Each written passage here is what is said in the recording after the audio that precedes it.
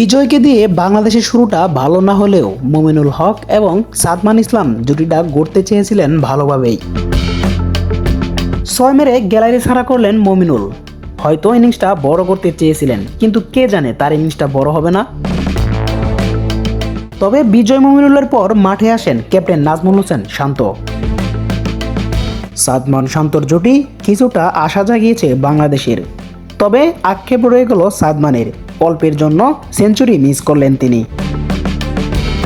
সাদমানের উইকেটের পর মাঠে আসেন ডিপেন্ডেবল মুশফিকুর রহিম। মুশফিক শান্তর জুটি যেন আগের দিনের রূপ নিয়েছে।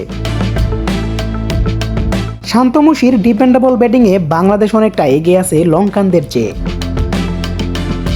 হাফ সেঞ্চুরি পূর্ণ করে সেঞ্চুরির পথে শান্ত, মুশফিকুর রহিমও ধরে রেখেছেন হালটা। দেখাও যেতে পারে আগের দিনের মতো প্রথম ইনিংসের মতো নাজমুল হোসেন শান্ত ঘুরে দাঁড়িয়েছেন, বাংলাদেশের হয়ে আবারও সেঞ্চুরি করেছেন। যদি প্রথম ইনিংসের মতো মুশফিকুর রহিম এবং নাজমুল হোসেন শান্ত যদি তাদের জুটিটা টিকে রাখতে পারে মাঠে, তাহলে হয়তো বড় একটা স্কোর আশা করতে পারে বাংলাদেশ।